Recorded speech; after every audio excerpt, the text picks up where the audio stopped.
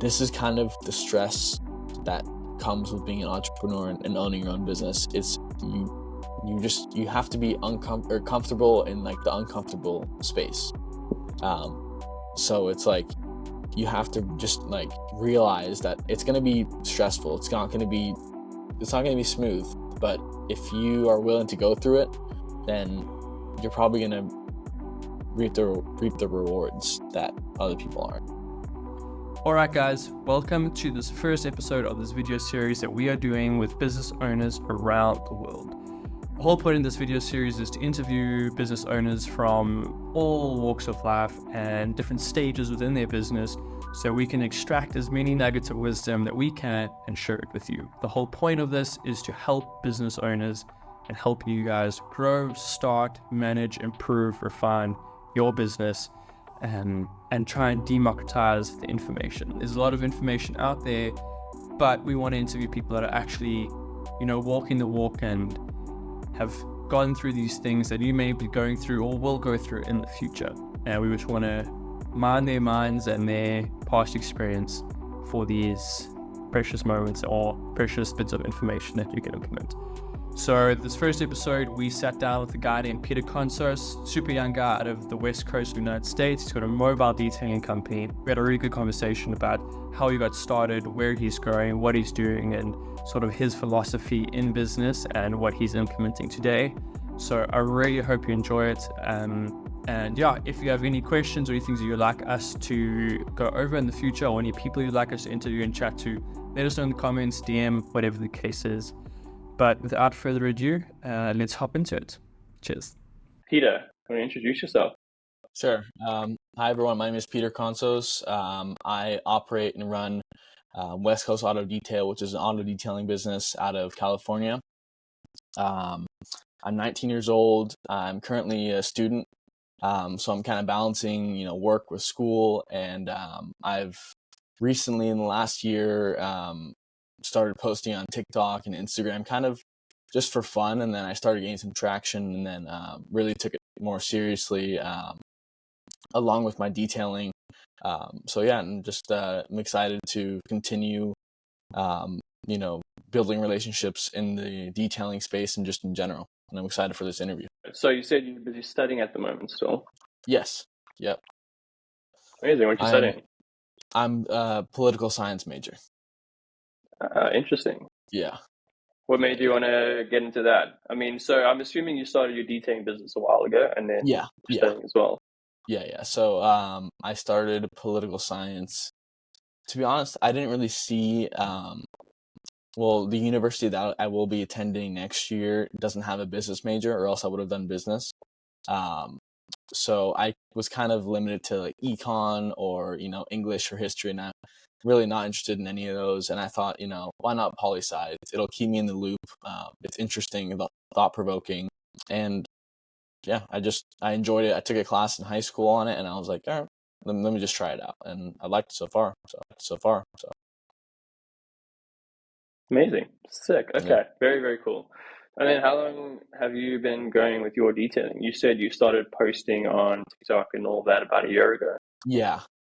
So I've had it's been a bit of a ebb and flow. So the whole story is basically I started, my dad detailed in high school and college. And I remember there's our street is filled with kids around my age, a little bit older than me.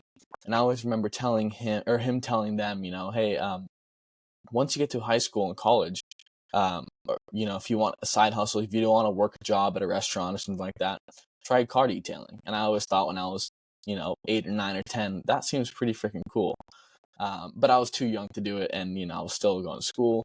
So when I got to about 11 or 12, I asked him, can you teach me how to do it? And, after, trials and tribulations of him getting frustrated at me, I mean, he was teaching me. If it wasn't for him, I wouldn't be able to do anything. I owe a lot to him. So he taught me the basics of detailing, and then I kind of was just doing car washes for a few years for my neighbors and, family friends. And then once I got to high school, I kind of started supporting myself, not paying rent or anything like that. But I was, my parents wouldn't give me money to go, blow on food or clothes or anything like that. So I had to start working. So that's exactly what I did, and that's when it really picked up in high school. And then once I got to college, um, I had to basically start from scratch because all my customers were gone.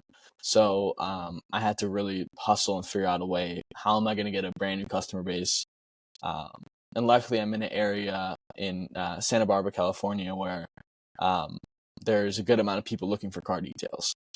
That means there's a lot of car detailers too, but luckily there's enough cars to go around. So that's kind of how I started and my journey up to this point. That's very cool that your dad was there teaching you from that age. Yeah. That Yeah. was something that he was also telling other people, and then obviously Yeah. you wanted to take a swing at it. Yeah. And other people did try, and it's tough work. I mean, it's not, I remember to this day, it's like, sometimes I'm out there for hours and hours. I'm like, what am I doing out here? But, Yeah. it's all part of the process. So often you hear people starting that young and kind of trying to figure it out as they go. And I mean, does your dad still sort of like support the detailing thing? Is he still someone that's keen for it? Does he know how big the industry is? Is it? Yeah. I mean, I would say he like skills wise, he isn't up to par with all like the paint correction, this and that. But Yeah. what's even more valuable to me and just in general is like the business aspect that he's taught me. Whether that's, from dealing with customers or, treating people right, that can be applied to anything, whether it's detailing. Because I know for a fact, I wouldn't say that, no, for a fact, but I'm pretty certain that after I'm out of school, I'll probably won't be detailing anymore myself. But what I will gain from that is all the experiences dealing with bad, good customers and how to treat them right. And that's something that he's really guided me through. And I still to this day rely on him, call him up and ask him, hey, what do you think about this? What do you think about that? So that's something that is invaluable that I can apply to anything. That's super cool. I think a lot of people could be jealous of that, and it's something that I'm sure you don't take for granted at all. Yeah, and absolutely. Yeah, that's amazing to have that as someone that can kind of be your sounding board for things, especially if you have customers that aren't the greatest people. Yeah. And you can get upset with them. You don't really want to ruin it, and you can always just lean on someone and be like, hey, what do I do? Help me out in this. Yeah, of course. And also how to cultivate customers that might be on the fence or even good customers that are, they're repeat customers and they're going to be repeat customers pretty much no matter what. But how do you turn that customer into more of a relationship so that they refer you to other people? Or, later on down the road, what if, if I don't know, offering me a job or something that will build a real relationship with that customer. Was like you mentioned earlier that you're not sure if you want to be in detailing when you finish studying. Is it something that you want to stop detailing and you want to grow the company where you have people underneath you and are running it, or is it something that you're wanting to sort of leave and then pursue other avenues, taking the information that you've learned from your current business into the next? That's definitely a difficult question. I don't want to say that I'd stop detailing completely or maybe grow the business, but I feel like the effort that I could put towards something else would probably yield greater results in a shorter amount of time. Like I'm not sure, and again, I don't know exactly what that's gonna be. But I just feel like with car detailing, it's especially around my area, it's very saturated. And I don't doubt that I couldn't start a shop and I couldn't get vans going around left and right. But it is a pretty hands-on business to deal with. And I'm looking, if it were to be some sort of business, I'm looking at like something that would be automated, like maybe a self-serve car wash or something like that. Where I don't have to be, basically the only thing I'll be managing is the, machines or something like that, making sure everything's going correct.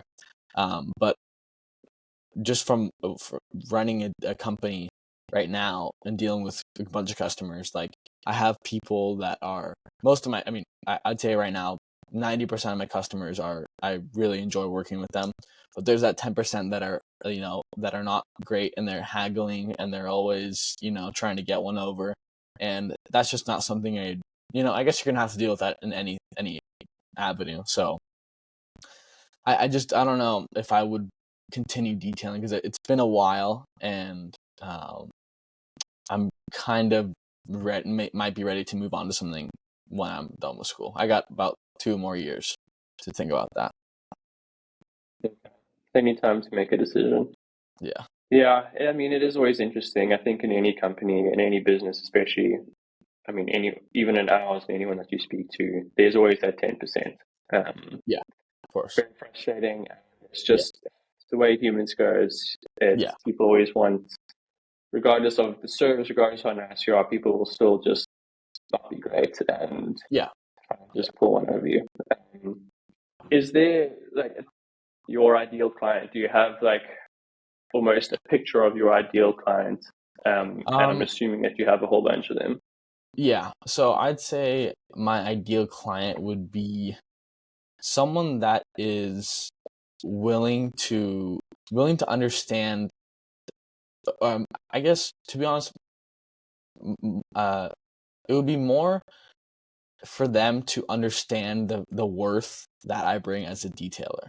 So, like, meaning, like, for them to really appreciate the extra details, or if I do an extra spray sealant, for them to really understand that it's really about recognition, and that's on me as well to let them know what I'm doing. But often I see a lot of people, I do extras here and there for some of my clients, and obviously they appreciate it, but there are some clients I can definitely tell that really understand the value that I bring, and they've told me and they've left me reviews. But also, as a detailer, like, there are a lot of not just detailers, but people in general in today's world that are constantly trying to upsell people. Whether they really need it or not is a really good debate, but that's something I really try not to do. But when it is necessary, I'd like for my customers to recognize and have a trusting relationship with me and be like, okay, well, since you didn't try to sell me out from the jump, when you do recommend an extra service, I'll go with you. I'll understand. And that's happened plenty of times with my customers, where I've been like, hey, it's been about 6 months since we've done a sealant on or a wax or a polish or anything like that. I think it might be time for one. And since I built a trusting relationship with them, they're like, yes, Peter, whatever you deem necessary, we'll go with that. So that's my idea, for them to trust me. And so, I mean, you said you're not the biggest fan of, trying to upsell from the jump. Yeah. I feel like a lot of people do, and it obviously does work, and it can bring in money, but also sometimes it limits the trust that you have with that person. They're just Yes. they just want my money. They're actually not here to look after me. They're not here to service me, and whether I go with them again could be a debate. How do you then go about that? When you get a new client, do you just try and service them with whatever it is that they ask for initially, and then in the hopes that when you do a good job and they become a long-lasting customer, you can then add all these other things on top? Yeah. So it depends on the lead that I get. If it's like someone asking for a basic wash or something like that, compared to like a ceramic coating, like I will, with a new customer, I'll go through all the options and I'll give the best description of each detail. And I'm not trying to, obviously the goal would be to get a ceramic coating or something like that. For me, it's personally not right now, but for most people, it would be to get the highest ticket job, which would be a ceramic coating, for example. If the customer one of my customers has a daily driver, and there would be no point in putting a ceramic coating on because it just gets thrashed. So I recommend to them that, hey, this is not your best bet. I would recommend doing a sealant every couple months just to keep it looking good. But there's no point in spending $1,200, $1,300 for me to go full bore in this car just for it to not, make sense. So on the other hand, if it's a show car and it's, the guy likes to drive his car, and it's a nice Porsche, and I'm thinking, hey, it might be good to for a ceramic coating here. So it depends on the customer, how much they drive their vehicle, and that'll depend on what I pitch to them. Okay, that makes sense. And how do you keep track of everyone? How do you keep track of what you've sort of given them, potential things that you can offer them down the line? Is there a way that you do that, or is it Yeah. conversations that you have with them at the moment about, cool, we're going to come back around next month, or whatever the case is, and we can... I have, so most of my customers right now are on like a every other week maintenance wash. That keeps me quite busy. And then again, in between, every 2 months or so, hey, you need a sealant. Hey, you need this. If it does, of course.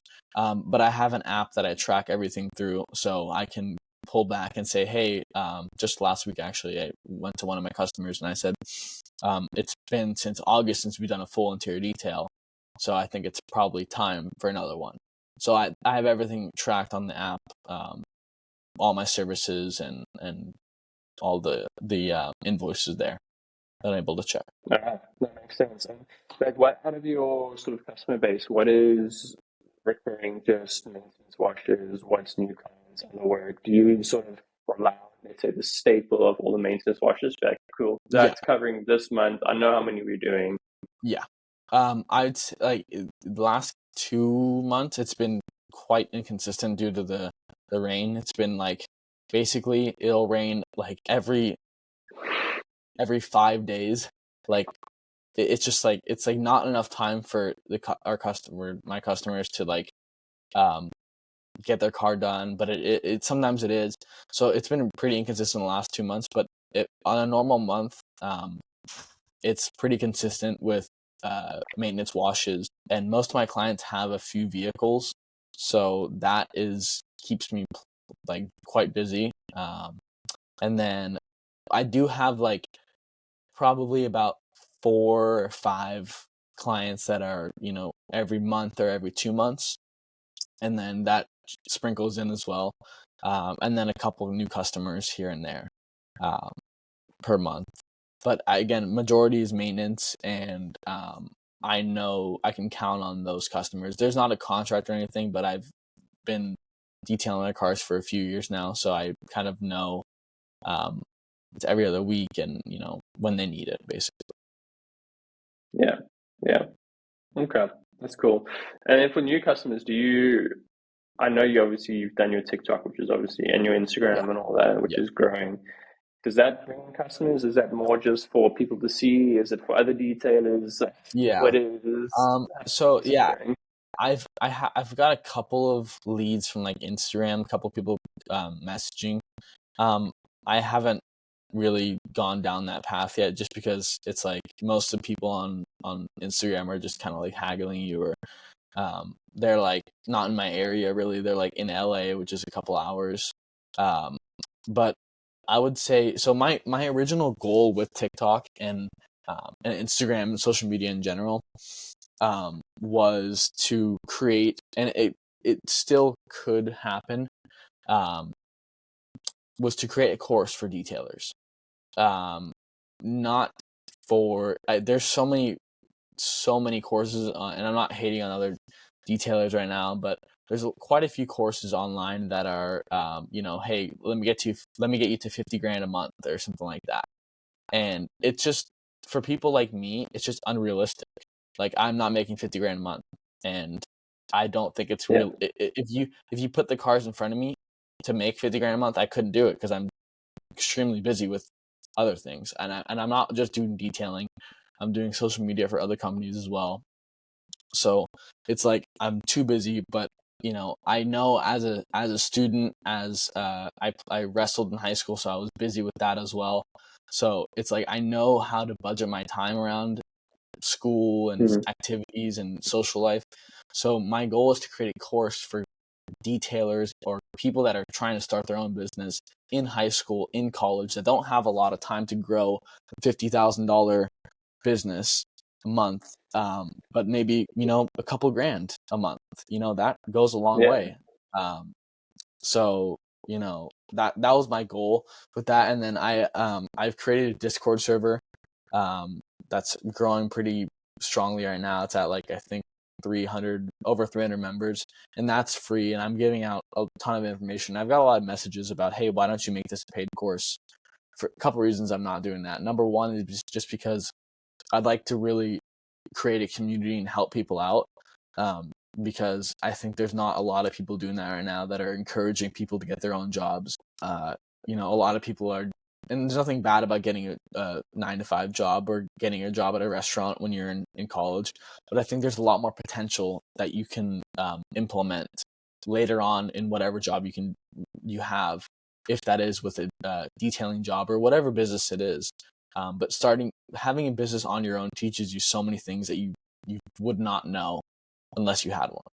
So that was kind of my goal with that. And then now, I'm throwing in some Amazon links here and there, just kind of for fun.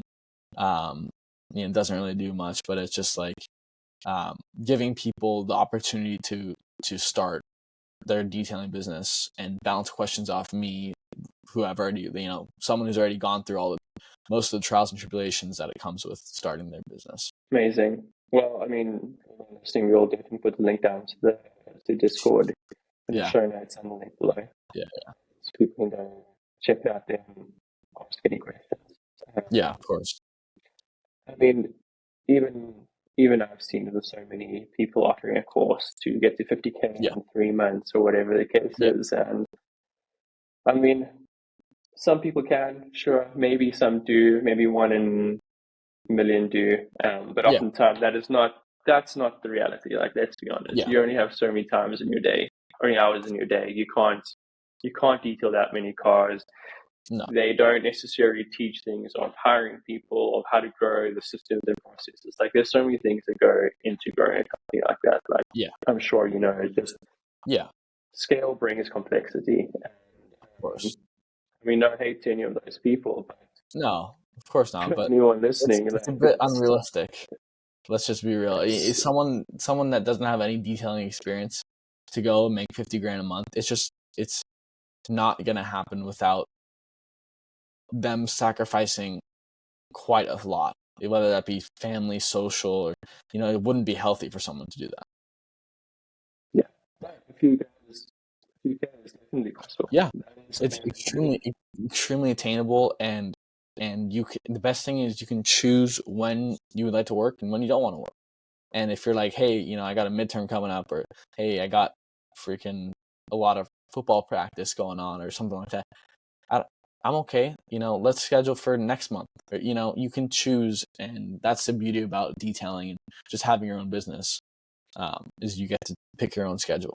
So if you were just starting out, let's say you just started college in a new city, new state, whatever the case is, you were starting new, even if you didn't have any prior experience. Yeah. Like, what would be your basic steps? How would you go from 0 to, let's say you don't have that much cash, to 2-3K a month, whatever the case is? Okay. Yeah. So what I would do is, and I'm assuming I have no connections or anything like that, right? I don't know anyone in the city. So what I would do is, first, before I do anything, I'd start consuming as much information online as I could. And whether that be tools and products or videos of actual car detailing, like there's a lot of content you can learn from just watching people detail cars, not typing in how to wash a wheel correctly, but just watching, full details on this car. And then you get to pick and choose a couple of different techniques that you learn from detailer A, detailer B, detailer, so that's the first thing I do, is watch a bunch of videos online, get as much information as I could. And then what I do is I'd start posting on local, like, Facebook pages or I don't know if you guys have Nextdoor, but it's like, basically I'd post on social media and I'd offer my services at a highly discounted rate or free service. And then I just start doing basic washes, nothing complicated, doing a thorough job. And then from there, I would, I just want to say, like, for anyone that's listening, like, doing free work in the beginning is the best way to get clients. Like, don't be scared of free work. Yes. Doing free work is what gets you people, gets you experience. Yeah. And from there, you can start charging. If they refer a friend, you can do 50% off for their friend and then 25% off for their friend. Like, don't be scared. Exactly. I just wanted to say that for anyone. Like, anyone that keeps saying charge 10 grand or whatever the case is for your first detail, like, make sure you know your worth for that. You don't know what you're doing. Yeah, exactly. Offer free services, get good, and then you can start charging. Perfect your process, understand the products you're using to a certain extent, because I know, like, there's been some times where I've spent hours and hours learning or thinking about this way to do it. And like earlier on in my detailing business, and I'm like, hey, I just spent 2 hours learning how to paint correct a carbon fiber panel or something, but I don't have any cars with carbon fiber to do this on. So it's like, you have to a certain extent, you have to get out there and start doing cars. And maybe it's like, you just start with exterior washes, or like, hey, I'm only doing upholstery cleaning. Pick something that that you can do, and it might not be full details. Again, pick something. It can be freaking wheel cleaning. I don't know what pick something, and then again, offer your services at a discounted rate or for free.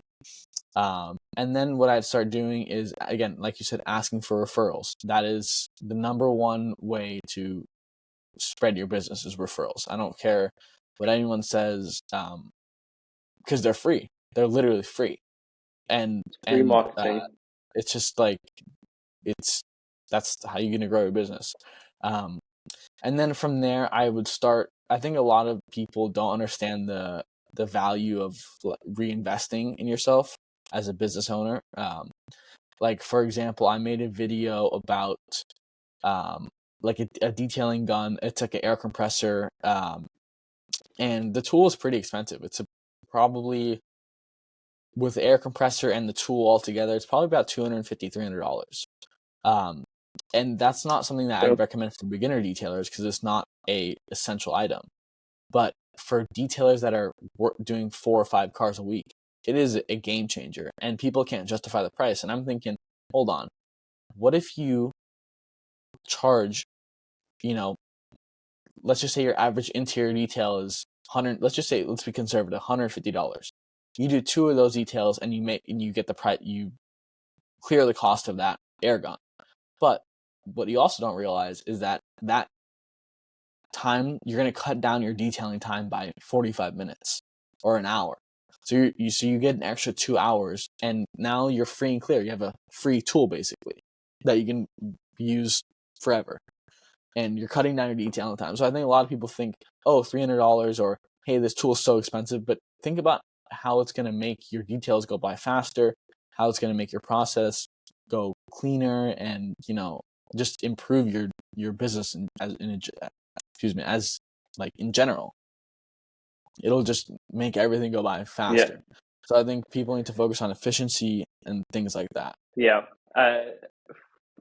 For when people are starting, all these things seem like cost. They're like, oh, it's just taking all my money, which it does. It does sometimes hurt to pay a couple $100 to get these things. But this is what helps your business grow. If you can cut down the time that you do a service for someone, I mean, like that, and it pays itself back, you're then making money on it.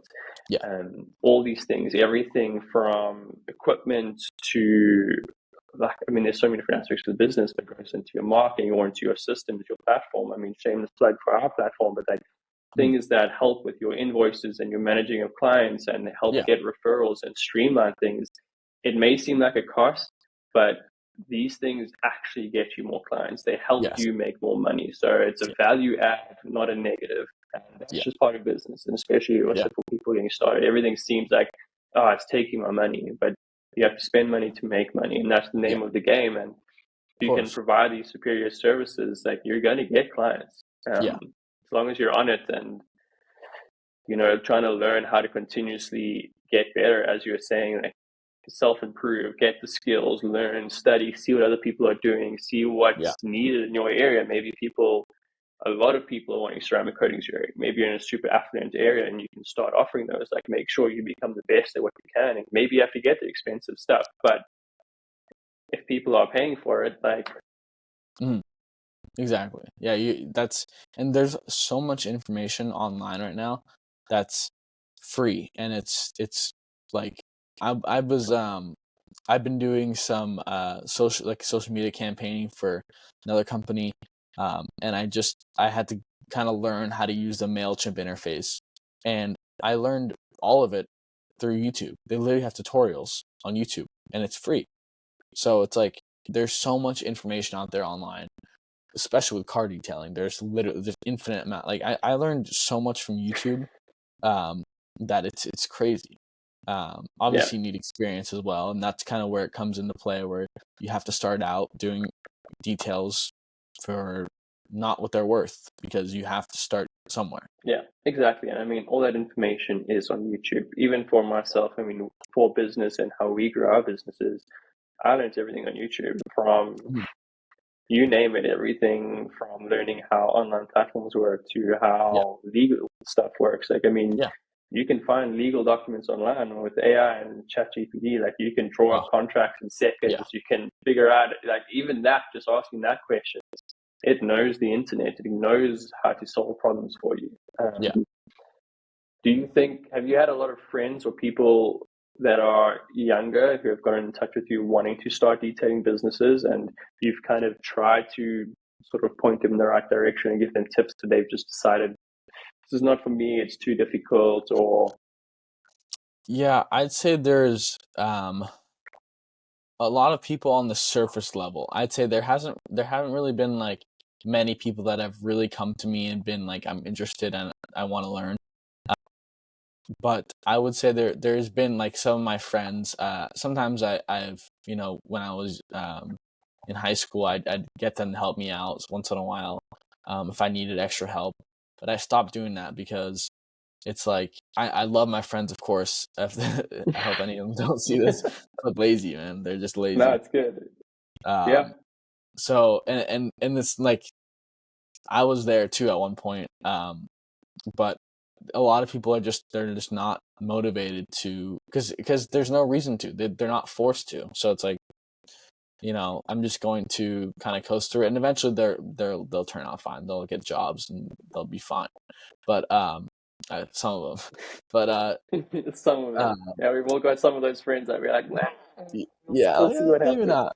Not. But yeah, I mean, there have been some, like, through my Discord server, I get calls probably a couple times a week from people just asking me, how to start and this and that. And one thing I would recommend for people like that are like starting or trying to get more information is, if you're asking someone that's an expert in the field or has spent a lot of time and is offering free services or stuff like that, make sure you come with a set of questions or calculated. Don't just, like, I've had some people come in and be like, how do I start detailing? I'm like, give me like 3 questions. Like, what's the best pressure washer to start? Like, give me some questions so I know you're motivated, and then that makes me more motivated to answer your questions. It would be like if I came on this, with like I just woke up out of bed and I'm just like, oh, what's up, Justin? How you doing? It's like, what are we doing? Like, let's get some energy going with everything, whether that be asking questions, and that makes everything a better experience for both parties. Absolutely. I think a lot of people need to be a bit more intentional with what they're doing, but also be like, okay, this is something I'm looking into. Don't half-ass it. Like, I'm going to ask this person, know who it is, the person you're speaking to, know what you want to ask. Don't just be like, oh, I'm sort of interested. How do I start detailing? Like, be like, okay, what do I need to do to start detailing? Find out a little bit of information. Be like, I don't know what this is. Okay, these are 3 questions that I can ask that can maybe point me in the right direction. Yeah, I think a lot of people, they want to start a business and they're keen and interested, and they see people like yourself, like that, actually, making progress and putting in the work, but they think if I just ask a question and then maybe get pointed in a little bit of direction, but if I don't do it, it's okay. At least I asked, and they kind of they feel a bit better about themselves. They're like, Yeah. it didn't work. I It didn't yeah work. yeah exactly. Amazing. But it's like life and especially business and doing things is a lot harder than Yeah just paying it out to be online sometimes. yeah Especially some of definitely. these courses, they're like, oh, just do this, buy this, start this, and Yeah you'll be making 20K a year or 20K a month. And it's like, no, yeah. it's No, there's a it's lot that goes difficult. into it, and even like rudimentary things like you know like trying to think of something like making a I guess website is a bit more difficult, but making a flyer or something on Canva or some free service, it takes thought provoking ideas. You can't just throw something out there because it won't look good and it won't grab attention. Um, so there's definitely a lot of things that come along with, and that's part of it with being a business owner is learning those things and learning how to training your brain to think differently than the average person. And that's invaluable. You literally cannot get that anywhere else. Yeah, I mean, you were just saying the things that you're gonna learn so Yeah, much yeah, of from doing course. it, even if it's just part time. Like if you're in college or in Yeah, high school, whatever the case is, and you just do this part time just to get by. Like, there's so many things that you're gonna learn in there that you won't learn from yeah, any school, any course. yeah, It's of course. I think another thing is like you're mentioning before about people asking for help and this and that. And that's then kind of like half-assing it, not really going, doing everything they can to learn about the detailing or whatever it may be. That's somewhere. That's a place where I found myself in, like a little bit ago, where I was still detailing, I was still working, but I wasn't taking it to the full potential that I could have been, if that makes sense. I wasn't, yeah, really involving myself in everything I could have, um, and then this year when I had a nice summer break, and I was okay. Let's start turning it up a little bit, and that's kind of when I started my social media and this and that. So I think like everything in life, like it's a results driven game that we're playing. So people can try and and put in effort, and um, of course you're not going to be 100% all the time, but you know the results matter. That's really at the end of the day, that's what they speak for itself. Like more. yeah, That's how you get that's how you get recognition is through results. So that's something I focused on, and I was thinking, how am I going to um, really make this thing work?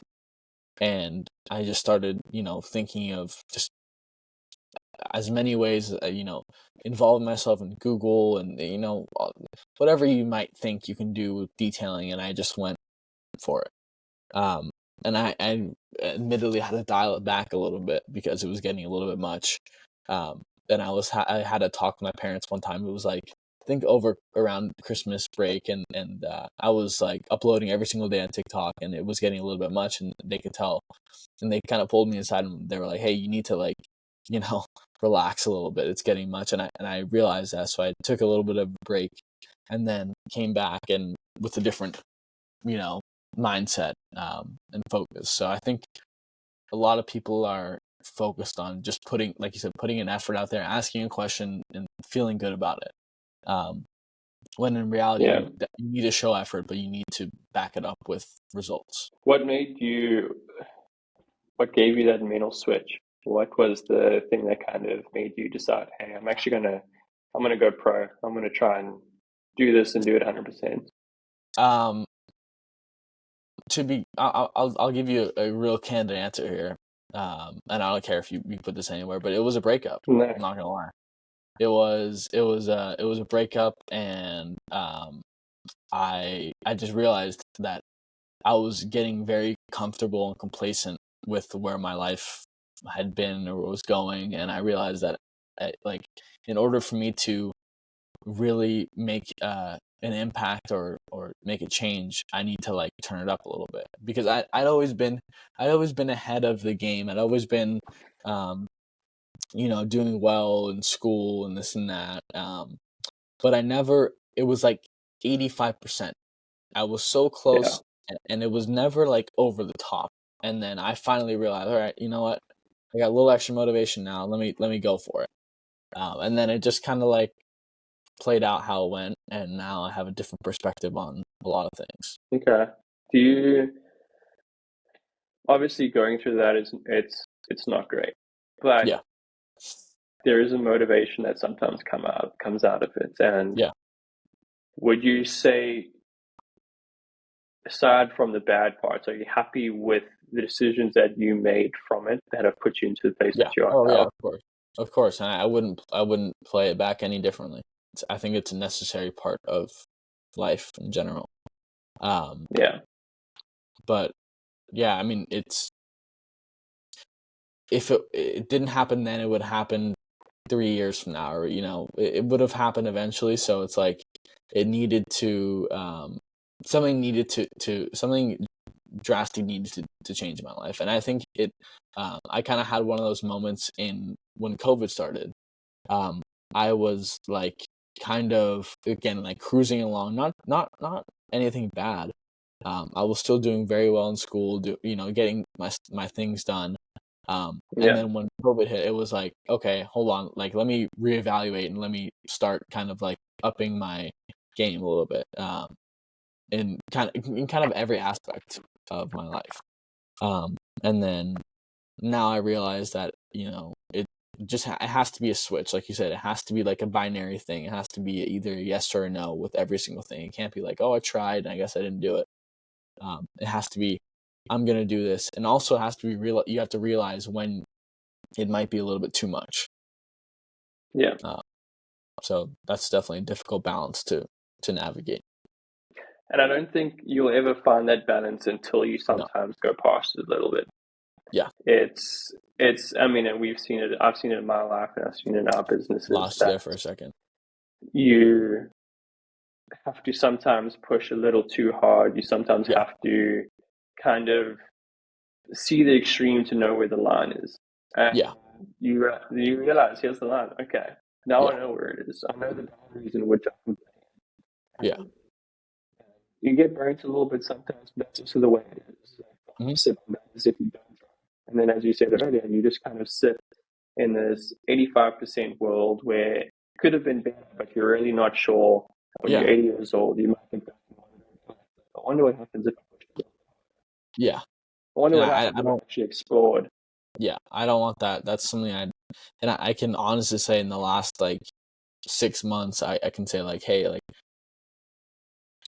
I'm content with the effort I put in, and I don't think that I wouldn't do it any other way. And I think that um I think people need to like go through that struggle or whatever it might be to understand, is this for me or is it not for me? Because a lot of people sometimes, like I know for me, like again, I was talking to my dad about this, and I know that like I was talking to him, and we were saying how um this is kind of the stress that comes with being an entrepreneur and owning your own business. It's you have to be comfortable in like the uncomfortable space. So it's like you have to just like realize that it's going to be stressful. It's not going to be smooth, but if you are willing to go through it, then you're probably going to reap the rewards that other people aren't. And some people are going to say, hey, I tried it and it was fun, but I just prefer stability, and that's totally fine. And you do you. But me personally, I'm going to put myself in the fire and going to bet on myself to succeed. Well, I mean, props to you for that. Especially at your age, I don't think there's a lot of people doing that now. It's really exciting to see. Yeah, you've got a long road ahead of you. Yeah. You're already way ahead of the game Yeah. to taking those steps there. So, I mean, I'm super stoked and super excited to see where that's going to lead, Yeah. being detailing or whatever else it's going to be. Mhm. Like, I have no doubt that especially that mindset is what is going to. Yeah. So life is hard, and you just have to pick your hard. You can either have some difficulties now in the learning curve and being stressed and everything feeling overwhelming and not knowing what to do and making mistakes. But as you grow and you get more confidence and your business grows, or whatever venture it is that you're doing, whether it be studying or whatever the case is, like the rewards pay off tenfold down the line. Yes. And the opposite side of that is you're 10 years down the line and you're doing something that you don't like necessarily, and you're kind of wishing, flip, I wish I did this, and I see other people who have committed that, and now the difficult thing that you're sitting with is, what if, and I could have, and all these things, and both of them suck. It just depends which one you want to do, and it's not for everyone, as you said, but hats off to you. Absolutely. I think it's amazing what you've done so far. I mean, I'm excited to see what's gonna happen. I mean, I think we'll be following your journey, and for anyone else listening, like,